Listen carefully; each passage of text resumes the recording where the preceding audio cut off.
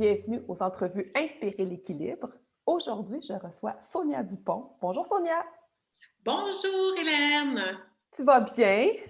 Oui, ça va super bien, merci. Toi aussi? Oui, très très bien. Sonia, on voit à l'arrière de toi ton logo de Yoga Soleil. J'aimerais ça, s'il te plaît, que tu nous parles de toi et de la création de Yoga Soleil.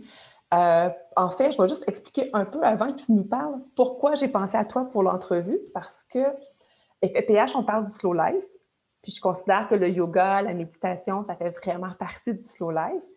Et pour moi, tu es une personne qui le représente bien aussi. C'est quoi le slow life? Tu marches beaucoup dans la nature et tout. Fait que j'aimerais ça que tu nous expliques qui t'es, ton amour pour la nature, puis que tu nous parles de c'est quoi Yoga Soleil, puis de où ça vient. Super! Ben, c'est drôle que tu parles de nature parce que mon logo, c'est Studio Yoga Soleil, mais en dessous, c'est vraiment écrit Bonheur Nature. Fait que sûrement qu'on le voit pas de loin comme ça. Non! mais, mais parce que la nature, pour moi, ça me permet vraiment de me reconnecter à qui je suis. C'est mon équilibre, en fait. Puis c'est souvent en nature que je trouve l'inspiration, que quand j'ai des downs, que je vais puiser une source, une force là qui m'aide à continuer à marcher ma vie selon mes aspirations, selon dont j'ai envie. La nature, elle m'a toujours accompagnée depuis que je suis toute petite. Je me souviens, j'étais au primaire, je devais avoir 7-8 ans. J'habitais Saint-Élie, un peu à l'extérieur, là, en campagne. Puis il y avait une place, il y avait des sapins qui formaient un rond, puis il y avait un trou au centre. Tu sais, comme si ça m'était destiné. Puis j'allais m'asseoir là, puis je parlais à mes sapins, puis je pleurais là, je riais là, je m'inventais des histoires. Fait que là, juste en me parlant, je me rends compte à quel point, oui, depuis toujours, là, la nature, c'est comme mon temple sacré.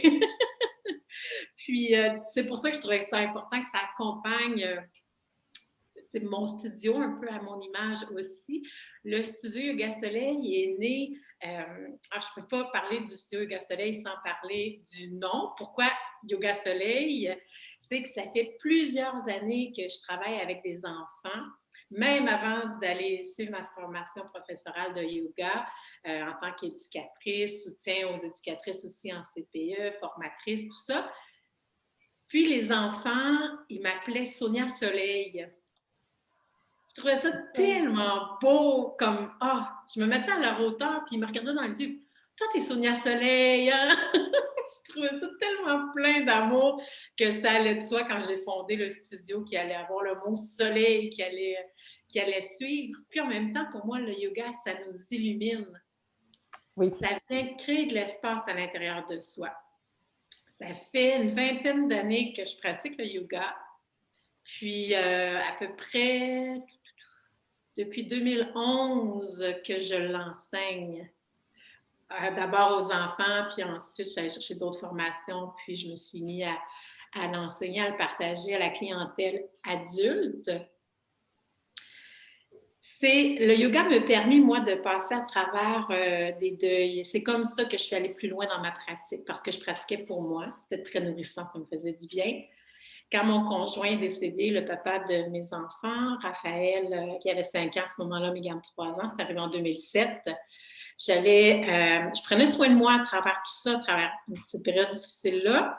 J'allais avoir ma psychothérapeute aussi, psychologue, ça m'aidait beaucoup, mais c'était douloureux encore dans mon corps. C'est comme si le corps, hein, il mémorise les chocs. Ouais. Puis, donc, c'est là que j'ai décidé d'aller un peu plus loin dans ma pratique de yoga. Puis, je me suis inscrite à la formation professorale, plus pour moi. Plus que ça allait, plus que je me sentais légère. C'est comme si c'était moins menaçant de libérer d'abord par le corps plutôt que par la parole ou par parler du deuil, de ma peine, tout ça. À ce moment-là, c'est vraiment ce qui m'a aidée, qui m'a soutenue. Puis plus que ça allait, plus que c'est OK, finalement, oui, je vais avoir envie de l'enseigner, même si au départ, c'était vraiment pas pour ça que je suivais cette formation-là. Parce que pour moi, le yoga, oui, ça m'a libérée complètement. ça m'a amené un bel équilibre, beaucoup de bienveillance aussi. Je dis on, mais je vais parler pour moi, là, je me mets tellement de pression, surtout dans l'éducation de mes enfants, puisque je me retrouvais chef de famille du jour au lendemain. Je me disais, il faut que je joue le rôle de la mère, du père, mais en même temps que j'excelle là-dedans. Je me suis mis de la pression, de la pression. Puis plus que je méditais, que je pratiquais le yoga, plus que j'arrivais à avoir un regard bienveillant envers moi, qui m'a amené un sentiment de paix puis d'équilibre, oui. Plus de douceur aussi. Fait que je l'incarne de plus en plus. C'est pas vrai que je suis toujours zen. On va se le dire. Je suis humaine avant tout. Mais je me ramène plus rapidement au cœur de moi-même puis selon ce qui fait du sens pour moi dans mon quotidien. Fait que c'est ça. Fait que le yoga, ça fait longtemps que tu en fais, mais c'est vraiment devenu quelque chose de plus présent dans les dernières années. Ça t'a vraiment permis de... Est-ce que tu dirais que ça t'a permis de ralentir? Ou plus, pas vraiment de ralentir, mais d'être plus centré? Oui, plus centré. Ralentir, oui, mais je dois me le rappeler. OK. Parce que, tu sais, j'aime l'action. J'aime beaucoup l'action. Puis, tu sais, dans les projets, tout ça. Fait que je suis une fille d'action, je suis une fille de projet. Puis des fois, je vais me dire, OK, là, wow, ralentis, Sonia, parce que, tu sais, sinon, tu n'arriveras pas à mettre tes projets à terme. Tu n'auras pas l'énergie que tu as envie de transmettre aussi ou de rayonner. Mais je dois me le rappeler. Tu sais, vraiment, de OK, là, ralentis, mettre des blocs de pause à l'horaire. Parce que pour moi, c'est super important de vivre en cohérence avec mon message. Oui. Pour moi, c'est vraiment important. Puis quand je n'y arrive pas, mais je le nomme aux gens. La transparence aussi, c'est une valeur super importante pour moi. Oui, parce qu'en tant que prof de yoga, tu l'as dit tantôt, tu n'es pas toujours zen, mais les gens ont cette vision-là que les profs de yoga sont zen, puis que... Mais en fait, c'est comme tu dis, on est humain, puis je dis on parce que j'ai déjà enseigné le yoga moi aussi aux enfants, mais on est humain, mais c'est ça, ça nous arrive d'être moins zen, ça nous permet justement de se recentrer puis de revenir zen plus rapidement. Oui, tout à fait, tout à fait. Ouais. Puis on a encore cette image-là, hein, justement, du yoga. Oui, la zénitude, être végane, être svelte, faire du yoga en petit top sexy. Mais bon, avec les années, on oublie le sexy.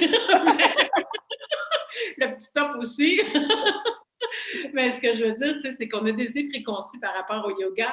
Puis moi, je crois vraiment que le yoga est bon pour tous. On pense souvent, les gens disent, ils essaient de s'adapter au yoga, mais en fait, c'est le yoga qui doit s'adapter aux gens selon où est-ce qu'ils sont, selon les limites du corps, puis avoir une pratique adaptée, puis y aller tout en douceur.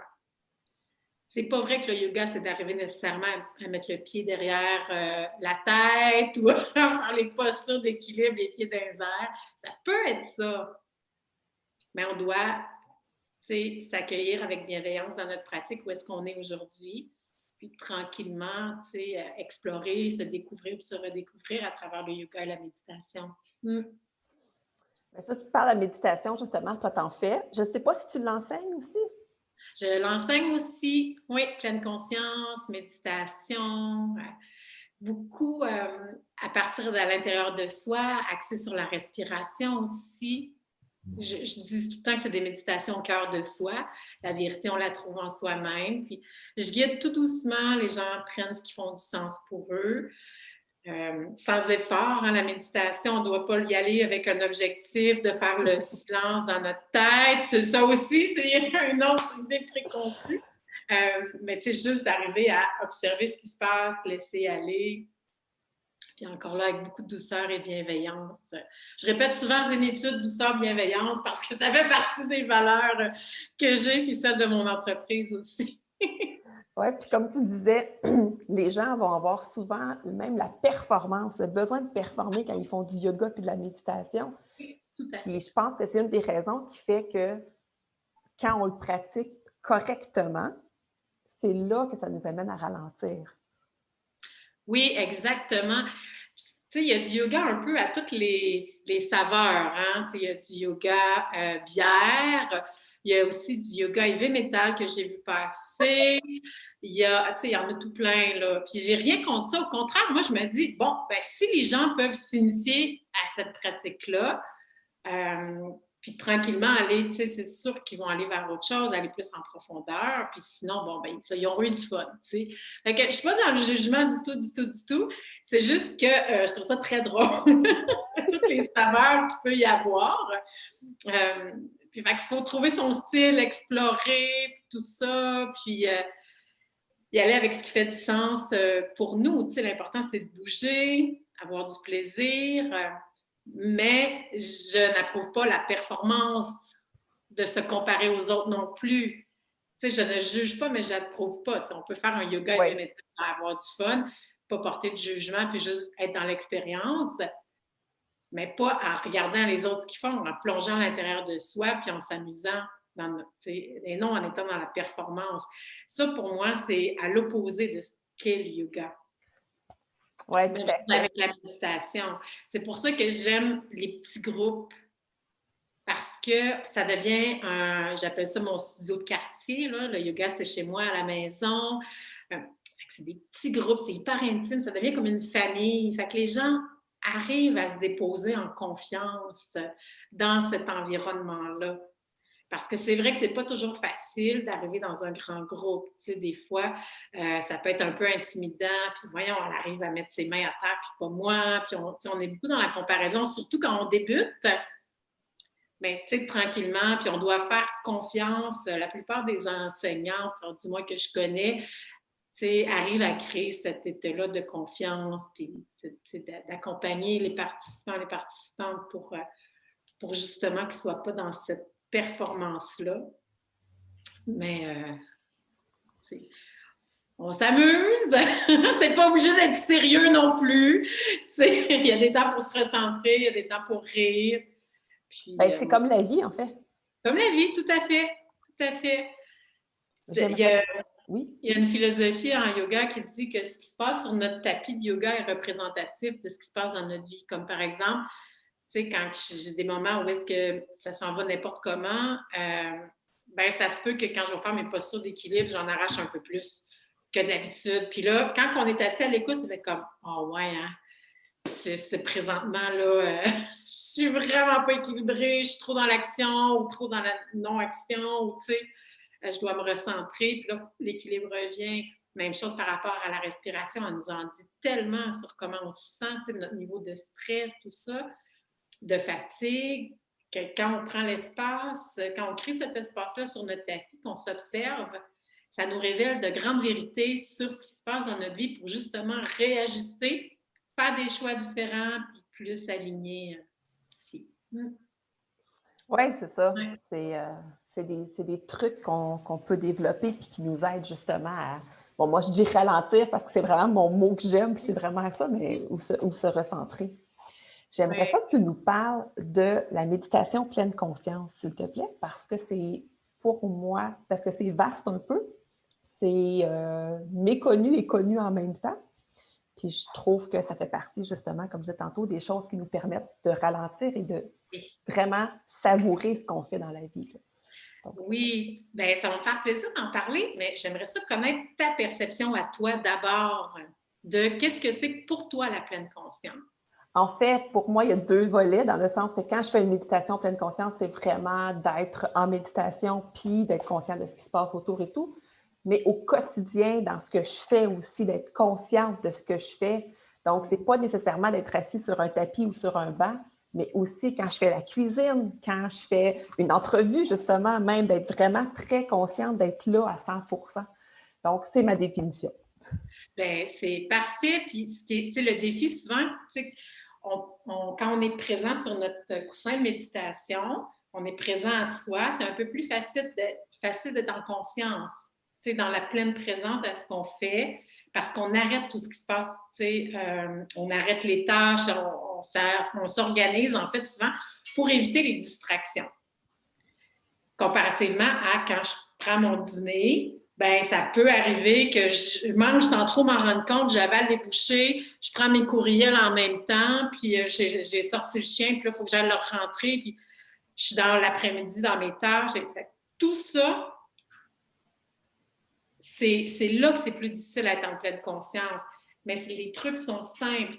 Je reprends le même exemple, c'est que je choisis de manger consciemment. Fait que je laisse faire les distractions, je crée l'espace, je mange, je goûte à ma nourriture. Puis je trouve que de manger, c'est un bel espace pour apprivoiser la pleine conscience. Tu sais, prendre le temps de sentir, de goûter, d'être complètement absorbé dans le ici-maintenant, que ce soit la collation qu'on mange ou tout ça. Fait que c'est vraiment de réaliser une tâche en pleine conscience, d'éviter les autres distractions. Si je lave la vaisselle, j'essaie de juste laver la vaisselle, de me ramener dans le ici-maintenant, de qu'est-ce qui se passe, de la température de l'eau. C'est beaucoup par les sens qu'on va arriver à se ramener, comme la respiration. Quand, par exemple, je médite, youhou, le flot du mental fait comme youhou!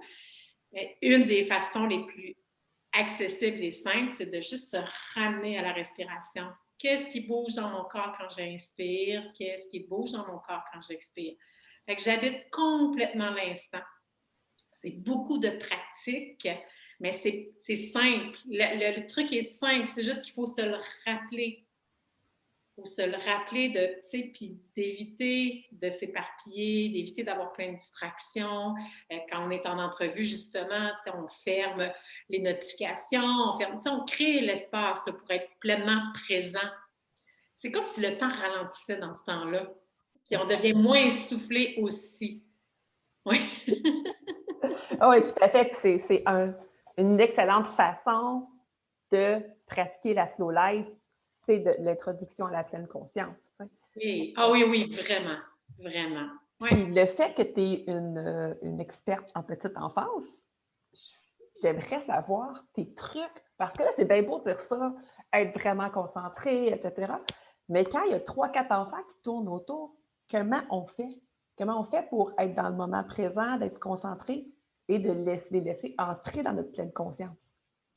Quand on est, comme par exemple, éducateur ou parent puis qu'il y a des enfants autour. Oui, exactement. Plus parent, mais il pourrait aussi être éducateur. OK. Quand on est parent puis que les enfants bougent autour, bien, tu sais, ça dépend tellement des contextes. Tu sais, si les parents crient, pas les parents crient, oui, peut-être. Ça arrive, ça arrive. Ça arrive, ça aussi, on est humains comme parents. Mais si les enfants sont très, très agités, puis crient, puis on n'arrive pas à faire ce qu'on fait, comme par exemple, il y a beaucoup de télétravail. Hein? Oui. Bon, ça peut devenir un peu frustrant, tout ça. C'est sûr qu'être pleinement présent ou engagé à la tâche, bien, il y a une réalité qui est là.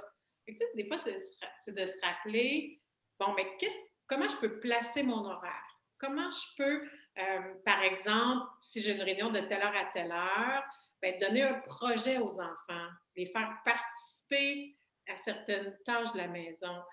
Comment je peux, avant, par exemple, une rencontre importante, aller jouer dehors avec eux pour qu'ils dépensent leur énergie. Il faut y aller avec des solutions gagnantes. Je pense que c'est pas d'atteindre, on n'est pas dans la perfection non plus, dans l'atteinte de la pleine conscience. On peut être pleinement présent pour nos enfants, puis apprendre à gérer ce qui se passe autour tout en restant centré. Puis encore là, c'est beaucoup de pratique. Puis il y a des jours qu'on va y arriver plus, puis des jours moins. Les femmes, ça va avec les hormones aussi. Oui. Mais, c'est d'essayer de mettre des choses en place gagnantes pour tous et de laisser erreur. Et on se réorganise. Quand maman a une rencontre importante, ça pourrait être quoi notre code secret? Ou tu fais des mandalas durant ce temps-là, puis je regarde après. Mais c'est sûr que si on a des jeunes enfants puis qu'on travaille de 8 à 5, sans avoir au préalable fait un peu de planification, d'organisation, mais ça risque de ne pas être facile ni pour le parent ni pour les enfants. Mais de créer des espaces zen de créer des temps zen, des espaces zen, selon l'âge des enfants, ben là, on vient de créer quelque chose de gagnant. Puis le parent, il va gagner en temps aussi, puis en productivité, en prenant le temps d'arrêter, puis de prendre soin de la maisonnée, ou bon, selon aussi l'âge puis l'intérêt des enfants, évidemment. Mais j'aime ce que tu as dit tantôt parce que pour les gens, souvent, mettons, pleine conscience ou slow life, ces affaires-là, ils vont avoir de la difficulté à l'associer à planification. Ah, oui. Mais pourtant, parce que pour les gens, le moment présent, c'est le moment présent, donc ils ne peuvent pas planifier. Mais pourtant, la planification fait aussi partie de ça. Bien, on ne vit pas dans un monastère. On a juste ça à faire, respirer, méditer, faire du yoga, puis être totalement en pleine conscience. Fait que c'est important, moi, je trouve, de s'accorder un temps par jour. Il y a un temps que je m'accorde à la méditation pour être pleinement présente dans ce que je fais. Puis, il y a un temps qu'on va s'accorder à l'écriture ou pour aller marcher, faire un sport. Peu importe. Il faut s'accorder ce temps-là, se mettre à l'horaire, en fait, selon, encore là, nos aspirations, ce qui fait du sens pour nous. Puis, je reviens avec la simplicité parce que pour moi, là, c'est important, c'est pas obligé d'être compliqué. Au contraire, ni de prendre beaucoup de temps. Je fais du coaching en études en privé, pour justement les gens qui veulent ralentir ou trouver une façon d'être plus zen dans leur quotidien. Puis, il y a une dame qui travaillait sur la route beaucoup, puis qui me disait, Sonia, je respire quand je suis avec toi, sinon j'ai l'impression que je ne respire pas. Puis je m'en rends compte, je finis ma journée, je suis fatiguée, je suis comme toute coincée ici. Puis le truc qu'elle devait pratiquer, puisqu'elle faisait beaucoup de route, c'est à chaque fois qu'elle avait de lumière rouge, c'est son déclic pour, OK, là, je respire en pleine conscience, je respire, j'observe mes respirations, j'amène ma respiration au niveau abdominal. C'est pas si long, mais c'était comme son... Puis plus que ça allait, plus que c'était facile, elle a fait une différence dans son niveau d'énergie durant la journée, son niveau de stress. Donc, tu sais, c'est vraiment d'y aller, de ne pas tout bousculer de notre quotidien. Puis je médite 1 heure par jour, mais j'ai des enfants, j'ai un travail, on risque de ne pas tenir le coup. Puis on est à l'opposé d'être zen. On devient frustré, puis bon, ça ne fonctionne pas bien. Mais de se trouver des temps comme ça, en faisant la vaisselle, je fais juste essayer d'être concentrée là, je respire, je sens la chaleur, tu sais, mes doigts assis. Je fais des Legos avec mes enfants. J'essaie, je tente, je me pratique à être pleinement présente là. Je fais encore un exemple de coaching de Nélipic et de la poussière dans mon studio.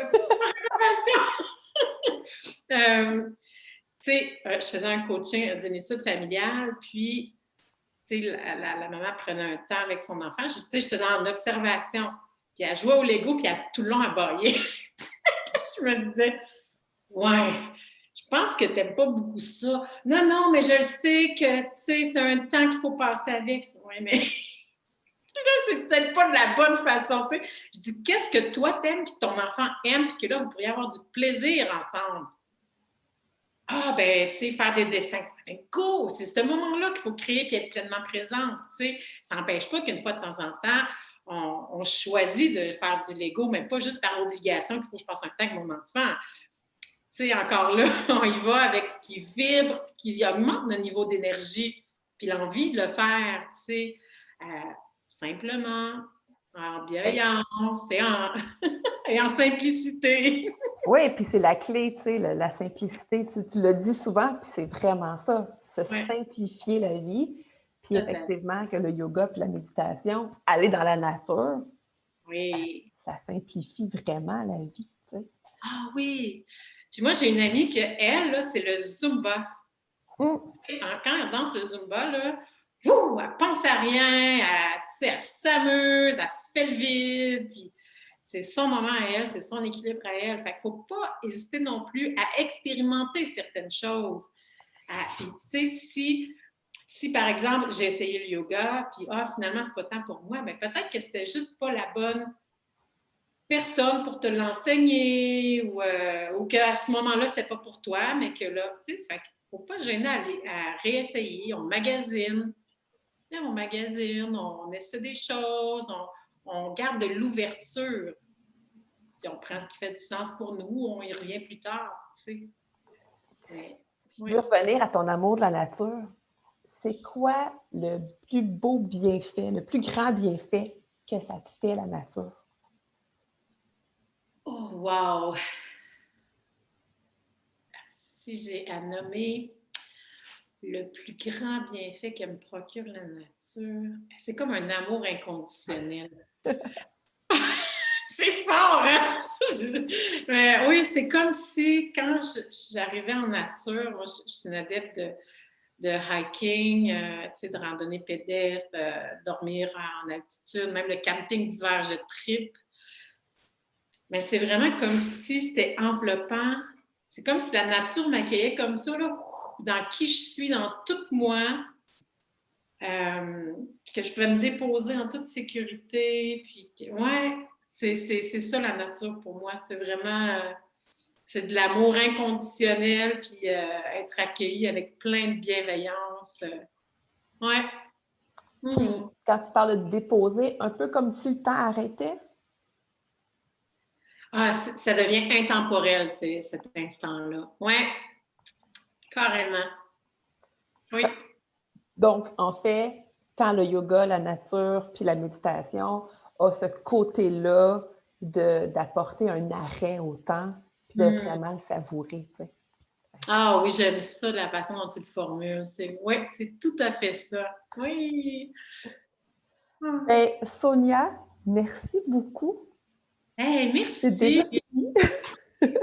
Oh, merci pour ta passion. Oui, ça l'a passé. En intemporel aussi. Merci de nous avoir communiqué ta passion pour le yoga, la méditation et la nature. Je sais que tu pourras en parler encore plus longtemps parce que tu sais, sur Facebook, je te suis puis je vois plein de photos de toi dans la nature. Puis je trouve ça vraiment tellement inspirant. Puis, il y a des journées où je ne sors pas dehors, j'ai pas envie, puis je vois une de tes photos, puis ça fait comme « Ah oui! » C'est comme « Faut que j'y aille un peu au moins parce que dans tes photos, on le voit le bien que ça te fait. » Alors, ben, merci beaucoup. Merci d'avoir partagé avec nous une partie de toi. Ça me fait plaisir. À bientôt!